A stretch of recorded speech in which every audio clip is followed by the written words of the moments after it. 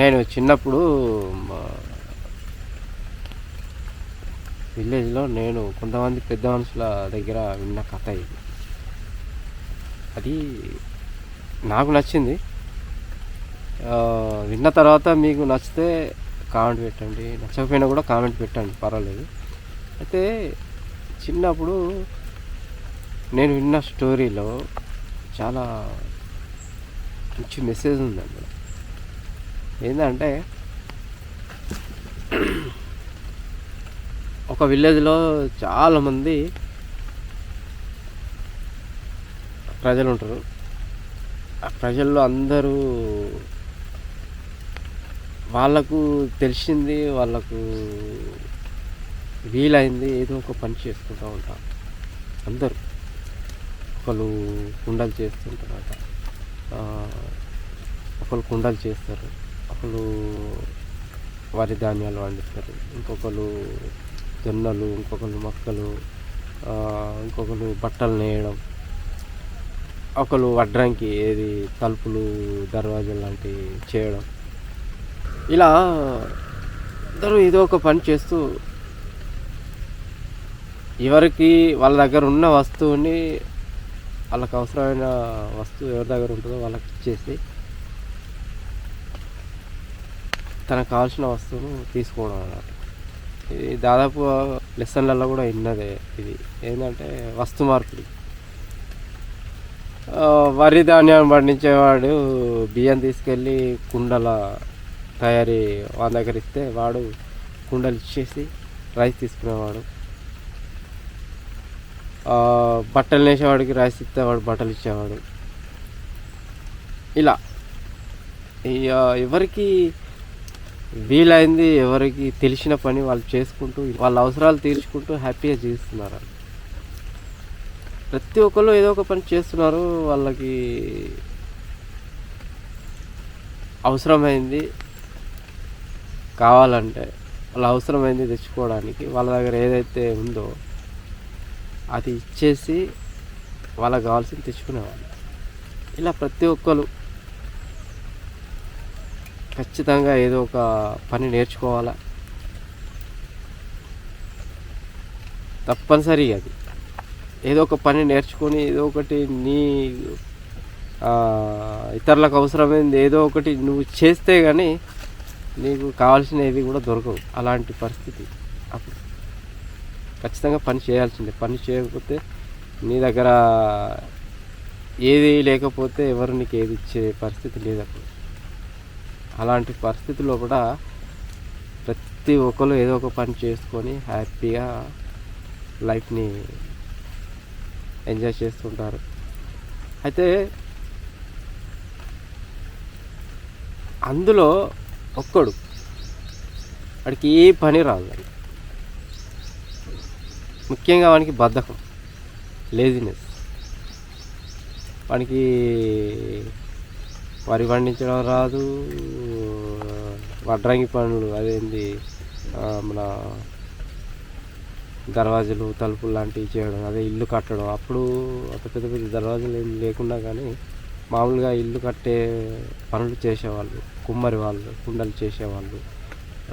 ఇట్లాంటివి అన్ని పనులు వానికి ఏది రాదు. వాడికి అట్లీస్ట్ కూరగాయలు లాంటివి పండించే పని కూడా రాదు, బట్టలు నేయడం రాదు, వాడికి ఏ పని రాదు. కానీ చెప్పులు కుట్టడం, చెప్పులు తయారు చేయడం లాంటివి అసలు ఏ పని రాదు వాడికి. వాడు ఏంటంటే పొద్దున లేవడం లేట్గా, కాలకృత్యాలు తీసుకొని వాడు ఎవరైనా ఏదైనా తెచ్చిస్తే తినడానికి కూడా బద్ధకంగా ఫీల్ అయ్యేవాడు. అలా ఉండేవాడు. వాడికి కష్టపడాలంటే ఫస్ట్ ఇష్టం ఉండదు. ఎవడు కష్టపడతారా, ఎవడు చేస్తారా అనేటువంటి ఆలోచన. ఆ బద్ధకంతో వాడు ఏ పని నేర్చుకోడు. ఆ బద్ధకంతో వాడు ఏది నేర్చుకోవాలి. అయితే వాడికి వాళ్ళ తాత ముత్తాతలు సంపాదించి ఇచ్చిన ఆస్తులు అన్నీ అయిపోయినాయి కొద్ది రోజులకు. తింటూ ఉంటే అయిపోయినాయి. వాళ్ళ అమ్మ నాన్న కూడా చనిపోయారు. అన్ని ఆస్తులు అన్నీ అయిపోయినాయి. వానికి ఏం పని లేదు ఇక. అప్పుడు వానికి కనీసం తెచ్చిపెట్టడానికి తల్లిదండ్రులు కూడా లేరు ఇక. వానికి ఎవడు తెచ్చిపెట్టాలా తినడానికి, ఎవడు తెచ్చేయాలా బట్టలు వేసుకొని బయట తిరగడానికి.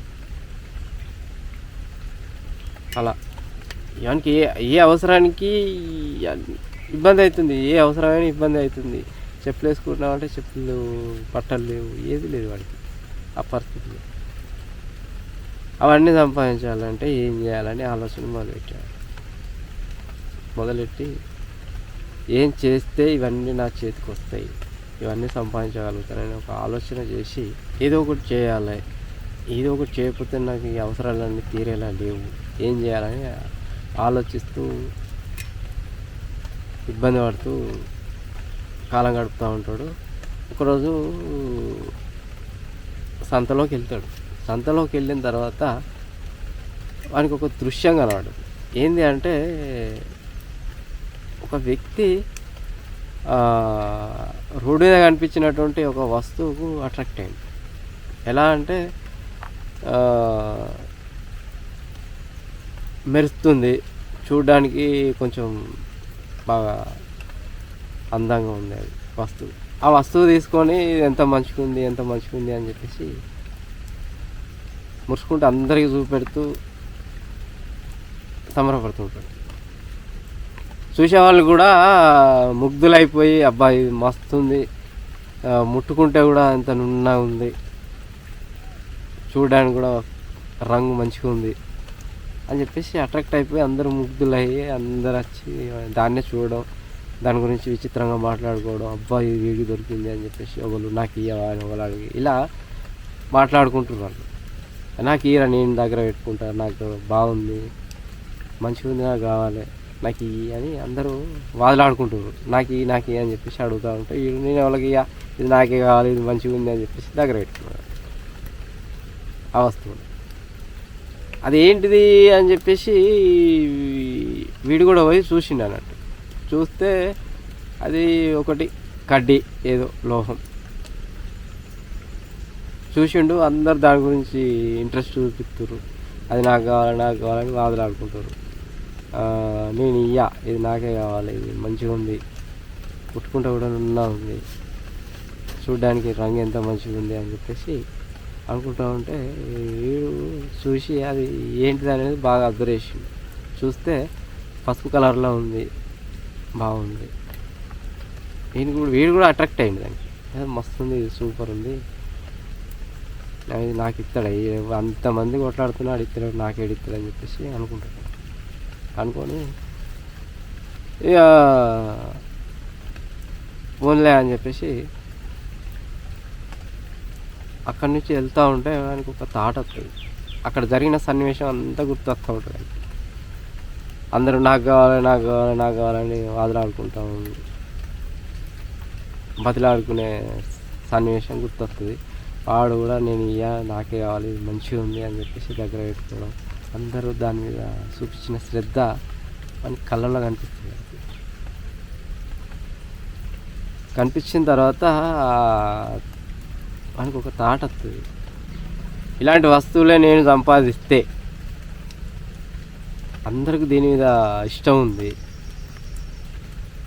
అది కావాలని అనుకుంటారు కాబట్టి అలాంటివి నేనే సంపాదిస్తే అందరూ తీసుకుంటారు, వాళ్ళ దగ్గర ఉన్నాయన్నీ నేను తీసుకోవచ్చు అని చెప్పేసి ప్లాన్.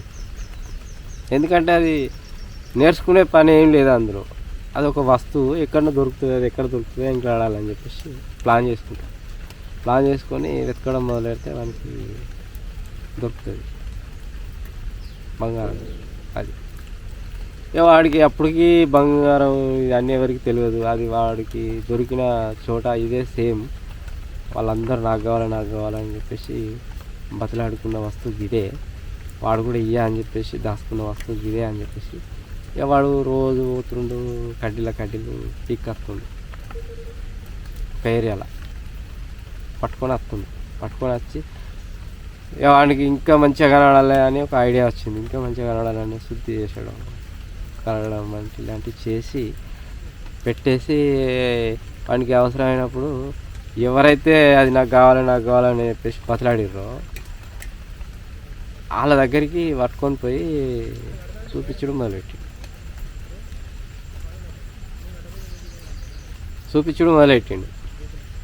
చూపించడం మొదలెడితే వాళ్ళు ఆ రోజు చూసింది అట్లనే ఉంది, అదే ఇది అని చెప్పేసి ఎవడు అది నాకు కావాలి నాకు ఇవ్వాలంటే వీడేమంటాడంటే ఇది నీకు ఇవ్వాలంటే నువ్వు అవి ఇవ్వాలని చెప్పేసి అడిగితే సరే అని చెప్పేసి అవి ఇచ్చేసి బట్టలు అవి ఇచ్చేసి అది తీసుకుంటాడు. అట్లనే ఇంకో దగ్గరికి పోయి బియ్యం పండించటం దగ్గరికి పోయి కూడా అట్లనే చూపెడితే ఆడు కూడా నాకు అది కావాలని చెప్పేసి అడిగి ఆయన తీసుకొని వాడు బియ్యం ఇచ్చేస్తాడు. ఈ రకంగా వానికి కుండలు అవసరం ఉంటే కుండల దగ్గర పోయి చూపించడు. ఇలాంటివి చేసుకుంటూ పోతూ ఉంటే అందరూ ఆల్రెడీ అసలు నాకు కావాలని అనుకున్నారు కాబట్టి వాళ్ళు తీసుకొని వాళ్ళ దగ్గర ఉన్నాయి ఇచ్చిర్రు. ఇక్కడ అడిగితే అవి ఇత్తనే నేను ఇస్తా అంటే సరే అని చెప్పేసి వాళ్ళ దగ్గర ఉన్నాయి ఇచ్చేసి వీళ్ళ దగ్గర ఉన్నాయి అవి తీసుకొని పెట్టేసుకుంటారు. దాన్ని రోజు మురుచుకుంటూ పోతూ ఉంటే ముఖ్యంగా వాళ్ళ ఇంట్లో ఆడవాళ్ళు దానికి ఎక్కువగా అట్రాక్ట్ అయిపోయి ఇది కావాలి ఇది ఉన్నాయి అని దానికి రోజు చూసుకుంటా మురిసిపోడు, దగ్గర పెట్టుకోడు, ఇట్లాంటివి అన్నీ చేసుకుంటూ వస్తారు. అయితే అదే రకంగా అదే పనిగా ఇక నాకు జీవితంలో ఏ పని రాదు, ఖచ్చితంగా ఈ కడ్డీలు తీసుకొచ్చి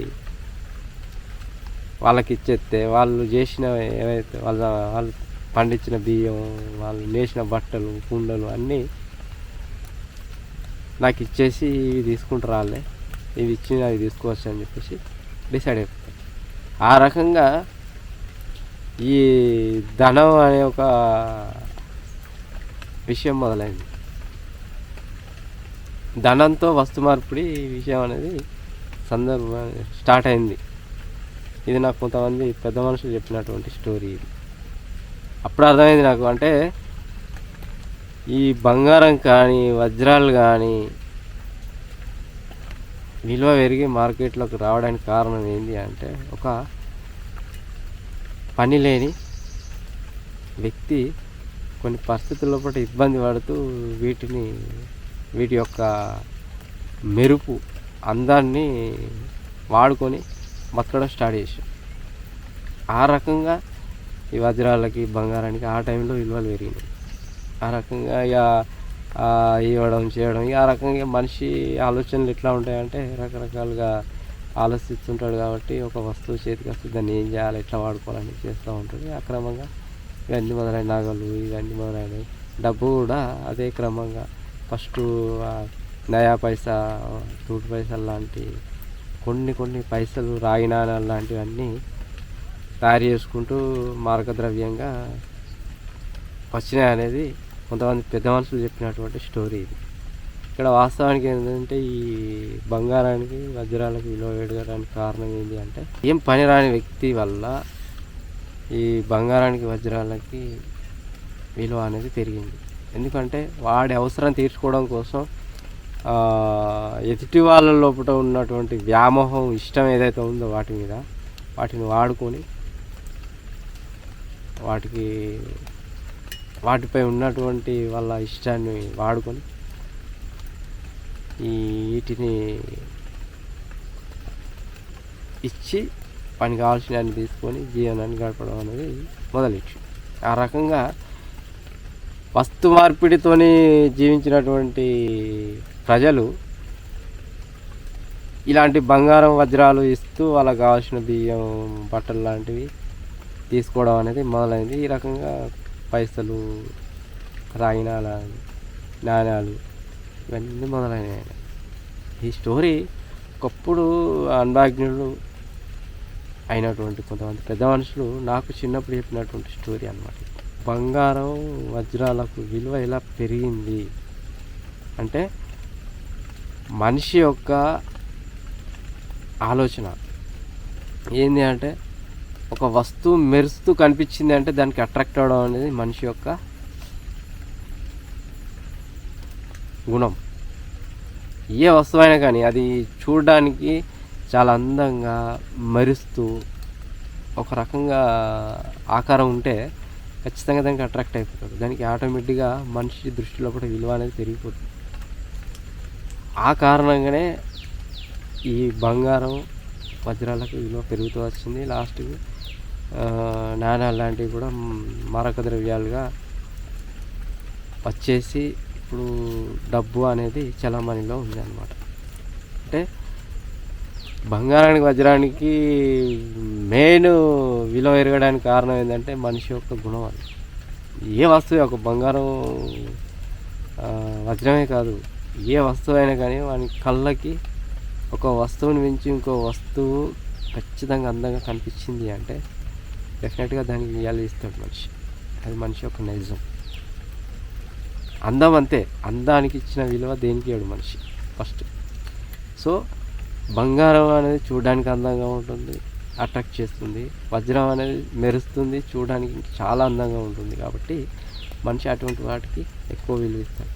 మనుషులలో కూడా అందంగా ఉంటేనే ఎక్కువ విలువ ఇస్తారు, అందంగా లేకపోతే కూడా విలువ ఇవ్వడు. ఇది మనుషుల నైజం. కాబట్టి ఆ నైజాన్ని వినియోగించుకొని ఒక వ్యక్తి ఏ పని రాకపోయినా బతకగలిగింది. ఈ వస్తువులను ఇచ్చేసి వాడికి కావాల్సిన జీవనాధారానికి కావాల్సినటువంటి అన్నీ తీసుకొని హ్యాపీగా జీవించగలిగింది.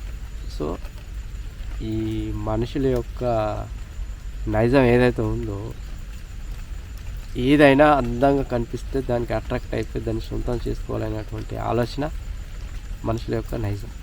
సో ఆ నైజంతో ఒక వ్యక్తి జీవించగలిగిండు. ఈ బంగారం వజ్రాలు లాంటివి అనేవి మనుషుల జీవితాల్లోకి రావడం జరిగింది అనేది ఒకప్పుడు పెద్ద మనుషులు చెప్పినటువంటి నిజం. ఇది నేను చిన్నప్పుడు వాళ్ళ నోట నేను విన్నా. ఇది వాళ్ళు మాట్లాడుకోగా నేను విన్న స్టోరీ. ఇది నాకు ప్రత్యేకంగా ఏం చెప్పలేదు అది, కానీ వాళ్ళే అందరూ ఒక దగ్గర కూర్చొని వాళ్ళు సెటారికల్గా మాట్లాడుకునే మాటలతో ఈ స్టోరీ చెప్పుకుంటా ఉంటే నేను కూడా వాళ్ళతో కూర్చొని స్టోరీ నేను స్వయంగా విన్నానన్నమాట. నాకు ఆ టైంలోనే అర్థమైన విషయం ఏంటంటే మనిషి నైజం. ఏ మనిషి అయినా అందానికి విలువిస్తాడు, అందానికి అట్రాక్ట్ అవుతాడు.